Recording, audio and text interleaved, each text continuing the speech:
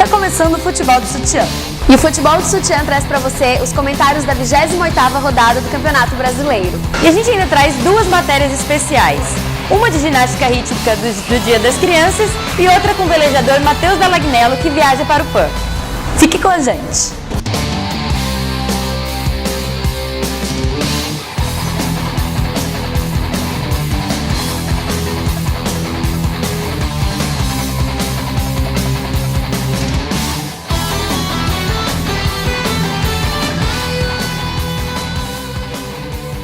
Bom, e antes de começar, a gente quer agradecer ao Pelé Arena Café e Futebol, que é esse nosso estúdio de gravações. E agora vamos aos comentários do Campeonato Brasileiro, começando pelo Corinthians, que reassumiu a liderança do campeonato. O Corinthians reassumiu a liderança depois de 21 dias atrás do Vasco. A rodada foi perfeita para o Alvinegro Paulista. O São Paulo empatou com o Cruzeiro, o Botafogo empatou com o Bahia e o Vasco perdeu do Inter. Então ele precisava só ganhar para assumir a liderança. O jogo foi um jogo bom, o Corinthians definiu o jogo no primeiro tempo, jogou muito bem no primeiro tempo, marcou logo de 3 gols no primeiro tempo e o segundo tempo já que estava na vantagem, ficou ali administrando o resultado. O Tite colocou o Adriano para a alegria da torcida, né? Foi uma estreia antecipada, na verdade, porque ele não está ainda 100% para jogar um tempo inteiro. Jogou uns 10 minutinhos, teve ali a sua participação, quase marcou um golzinho, mas ainda falta muito, né? Ele ainda está fora do peso, um pouquinho fora de forma, sem ritmo de jogo, mas eu acho que o Imperador ainda volta bem no campeonato. Já o Botafogo vem numa decrescente, ele empatou com o Bahia, perdeu do Atlético Goianiense e se não fosse o Vasco estar entre os primeiros, ele tinha saído da zona de classificação, porque antes eram 4, agora são 5 com o Vasco dentro do G4. Ele foi ultrapassado pelo Flamengo e agora está ali na 5ª posição. E o Inter venceu o ex-líder Vasco por 3-0. O placar do jogo foi o resultado de um misto de um Inter, que estava num dia muito bom e inspirado, contra um Vasco que não parecia ser o líder do campeonato. Jogou muito mal o Vasco, mas o que não dá pra esquecer é que perder para o Inter no Beira-Rio não é nenhum pecado, né? Tudo bem que o Vasco é o líder do campeonato e quer sim conquistar o título. Mas perder para o Inter é uma coisa que pode ser considerada comum, ainda mais o Inter que agora está precisando dessa arrancada para conseguir a vaga na Libertadores. E com o D'Alessandro jogando muito bem naqueles dias maravilhosos. O Inter agora está em 7º lugar e promete colocar mais fogo ainda no campeonato lá na parte de cima, embolando tudo na decisão da Libertadores. E num jogo digno de Fla-Flu, o Flamengo venceu o Fluminense de virada. Esse realmente foi um jogaço. Pelo segundo tempo, porque pelo primeiro tempo foi bem mais ou menos ali, parecia que ia dar 0-0. Agora o segundo tempo pegou fogo. O Fluminense começou ganhando e o Flamengo conseguiu a virada. Mérito para o Vanderlei Luxemburgo, que trocou ali as posições, saiu quem não estava jogando bem e entrou Botinelli, Jael e Negueba. Negueba entrou super bem, mas Botinelli foi o herói do jogo. Fez um golaço de falta, ele conversou ali com o Thiago Neves que queria bater a falta, ele até ficou bravo e ele chamou responsabilidade e bateu uma falta espetacular, golaço. Depois marcou outro com um efeito que a bola fez que foi inacreditável também. Ele foi o herói do jogo. Para complicar a situação, no finalzinho ali, o Abel reclamou tanto com o juiz que acabou tomando um vermelho e falou que não ia sair do campo. E não saiu não, ficou ali e foi uma confusão. E esse jogo era uma disputa direta, né? Já que os dois estavam empatados no número de pontos, só diferenciava ali no número de vitórias, que o Fluminense tinha uma a mais. Mas a vitória foi espetacular para o Flamengo, que assumiu a 4ª posição e está super bem ali na zona da Libertadores. O Fluminense, com a derrota, passou a assumir a 6ª posição. E o Botafogo, que está lá em cima na briga pela Libertadores, decepcionou, recebendo o Bahia e ficando no empate.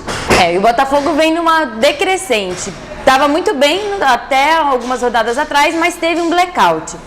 Perdeu na rodada passada para o Atlético Goianiense e agora recebeu o Bahia e empatou em 2-2. O Souza tá impossível, né? O Corinthians ainda paga o salário do Souza, mas ele tá representando muito no Bahia. Deixa sempre a sua marquinha em todos os jogos.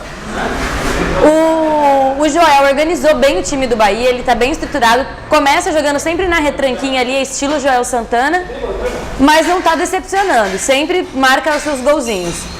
Já o Botafogo tá bem mal, só não saiu do G4 porque é G5, com o Vasco lá entre os primeiros, ele ganha o G4 ganha uma posição. Ele caiu para quinta, com esse empate caiu para a quinta posição, o Flamengo ultrapassou o Botafogo. E o Bahia, com esse empate, com gostinho de vitória, já que jogou fora de casa, ocupa a 14ª posição. Disputa direta ali no meio da tabela, o Coritiba recebeu o Grêmio e acabou ganhando em casa por 2-0. E o Coritiba não só freou a sequência de grandes vitórias importantes que o Grêmio vinha fazendo, e como engatou a sua própria sequência de vitórias. O time do Coritiba tá com a Libertadores em mente e tá trabalhando certinho para isso. Jogou muito bem em casa, foi muito objetivo e conseguiu superar o Grêmio justamente pelas jogadas de meio campo com o jogador que é chave no time do Coritiba, o Léo Gago. Ele conseguiu esse espaço, o Léo Gago conseguiu espaço para fazer os chutes, principalmente de fora da área, porque o Grêmio teve um desfalque em cima da hora na zaga e o Gilberto Silva acabou saindo do meio campo e sendo deslocado para a zaga, deixando um buraco ali no meio campo que é mamão com açúcar para o Léo Gago fazer os chutes de fora da área. Foi até assim que saiu o primeiro gol do Grêmio, do Marcos Aurélio, que pegou o rebote do chute do Léo Gago. E com essa vitória, a torcida do Coritiba está embalada, está confiante, mas o Grêmio está ali cercando por perto. O Coritiba está em 8º e o Grêmio está logo ali embaixo em 10º lugar.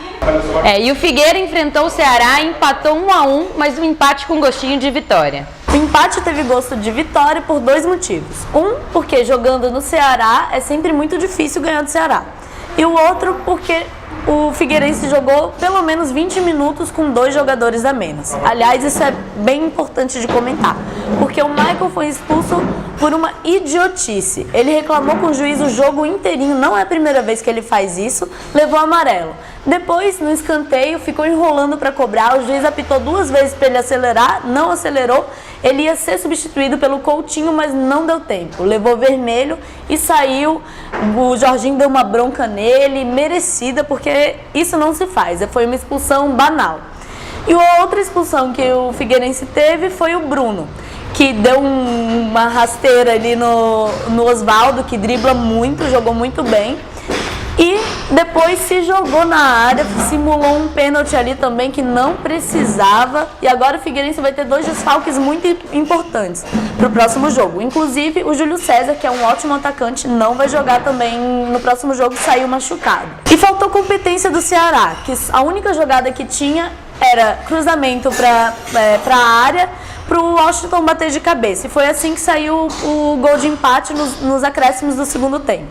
E foi só. Segundo tempo, o Figueirense ficou mais retrancado, porque tinha 2 a menos, e faltou competência do Ceará. Figueirense agora ocupa a 13ª posição, é a pior que ele já ocupou até agora. E o Ceará está na 15ª. Santos e Palmeiras foi um clássico vazio nos espectadores e vazio no futebol também. O confronto paulista não foi dos melhores. Os 2 times estavam muito desfalcados, o Santos com 7 desfalques, entre eles o Neymar e o Ganso, e o Palmeiras com 6 desfalques, com os principais, o Kleber e o Valdívia. Por esse motivo, o jogo não teve muita qualidade técnica. Mas o Santos estava desfalcado do Neymar e do Ganso, mas tem o artilheiro do campeonato, o Borges, que marcou seu 20º gol. Ele é impressionante, ele sempre está no lugar certo, na hora certa. Um cruzamento na área, marcou seu golzinho de cabeça e deixou sua marca no jogo. É o artilheiro isolado do campeonato com 20 gols. E o Palmeiras, por sua vez, fica ali naquela jogadinha manjada, o cruzamento para a área do Marcos Assunção. Teve até uma bola na trave, que o Filipão mandou ele cobrar direto, mas foi só isso, nada mais que isso. Ele fica ali esperando alguém para sofrer falta, mas mesmo assim não teve chances de gol. E o Filipão, que custa 10 milhões de reais para o Palmeiras, pelo jeito nem na Libertadores vai entrar. Com a derrota, o Palmeiras segue em 9º e o Santos em 11º. E no confronto direto ali na zona do rebaixamento, o Avaí, depois de 7 rodadas, venceu o Atlético Paranaense. E finalmente o Avaí conseguiu vencer 3-0, um placar elástico, mas um futebol nem tanto. Na verdade, Avaí e Atlético Paranaense tem razão de estar lá na zona de rebaixamento. Os dois times são muito fracos em técnica, muito fracos em elenco. Tanto é que o Atlético Paranaense depende inteiramente do Paulo Baier e o Avaí depende inteiramente do Lincoln. A diferença no jogo foi que o Lincoln não tinha marcação, conseguiu comandar os ataques havaianos.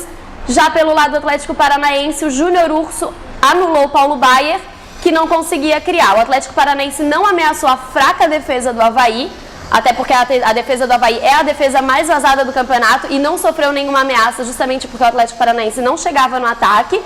E o Avaí, com os volantes atuando muito bem, o Bruno, e depois substituído pelo Diogo Orlando também foi muito bem, o Júnior Urso e o Pedro Ken muito bem no jogo também, o jogo não chegava na defesa, a bola não chegava na defesa do Avaí. O Lincoln foi coroado com um gol, com uma assistência e ainda teve um pênalti que ele ia cobrar, mas aí ele deixou de lambuja para o Rafael Coelho marcar.